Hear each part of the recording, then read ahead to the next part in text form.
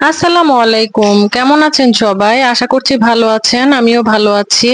এখন তো তরমুজের সিজন, বাজারে প্রচুর তরমুজ পাওয়া যাচ্ছে। আর এই সময় আপনারা গরমের সময় যেহেতু আপনারা ঠান্ডা ঠান্ডা মহাব্বাতি শরবত বানিয়ে খেতে পারেন। আমি কিভাবে মহাব্বাতি শরবত বানাই সেটা আপনাদের আজকে দেখাবো। আমি একটু অন্যভাবে বানাই।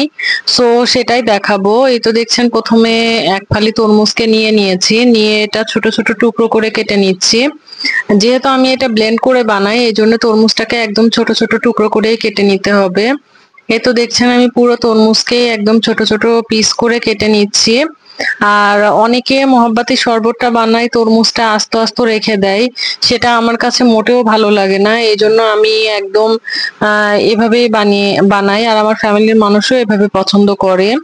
এই তো দেখছেন তরমুজগুলোকে নিয়ে নিয়েছি, আর তরমুজের বিচি বাছা সম্ভব না, এই জন্য তরমুজের বিচিগুলো এমনি ব্লেন্ড করলে নিচে চলে যায়, বিচি বাছতে হয় না। এই তো তরমুজগুলোকে একে একে আমি ব্লেন্ডারের জারে দিয়ে দিব, সবগুলোকেই ব্লেন্ডারের জারে দিয়ে দিব। আর অনেকের ব্লেন্ডার ছোট থাকে, আটতে চায় না, সেক্ষেত্রে আপনারা দুইবার ব্লেন্ড করে নিতে পারেন। আর আমার যেহেতু পুরোটাই একটা ব্লেন্ডারেই হয়ে গিয়েছে, আমি তাই একটাতেই নিয়ে নিয়েছি। এই তো দেখছেন প্রত্যেকটা তরমুজের টুকরা আমি ব্লেন্ডারে দিয়ে দিচ্ছি, আর এটা খুব ভালো করে মিহি করে ব্লেন্ড করে নিতে হবে। আর এটা আমি ব্লেন্ডারে দিয়ে দিয়েছি।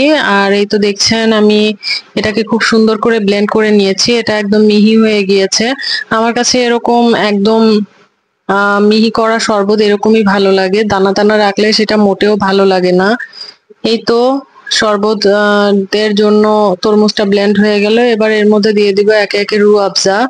যেহেতু আমরা এর মধ্যে রুহ আফজা ব্যবহার করেছি এই জন্য কোনো প্রকার চিনির প্রয়োজন নাই। রুহ আফজাতে আর কনডেন্স মিল্কে এটা অনেক মিষ্টি হয়ে যাবে। আর এখানে আমি নিয়ে নিচ্ছি কনডেন্স মিল্ক, আর এখানে আমি কনডেন্স মিল্কটা পরিমাণ বলে দিচ্ছি না, আপনারা আপনাদের আন্দাজ মতো দিয়ে নিবেন, কম বেশি। আর খুব বেশি দেওয়ার প্রয়োজন নাই, অল্প একটু দিলেই হয়ে যায়। আর এই তো দেখছেন কন্ডেন্স মিল্ক আর রুহ আফজাটা দিয়ে এটাকে খুব ভালো করে মিশিয়ে নিচ্ছি। এই পর্যায়ে আপনারা আরেকবার ব্লেন্ডারটা চালিয়ে নিতে পারেন, বাট চালিয়ে নেওয়ার প্রয়োজন নাই, আপনারা জাস্ট মিশিয়ে নিলেই হয়ে যাবে। এবার আমি এটা একটা গ্লাসে সার্ভ করে দিচ্ছি। আর তরমুজটা অবশ্যই আগে থেকে ফ্রিজে রেখে দিবেন, তাহলে তরমুজের শরবতটা ঠান্ডা হবে, আর ঠান্ডা ঠান্ডা খেতে এটা অনেক মজা লাগে।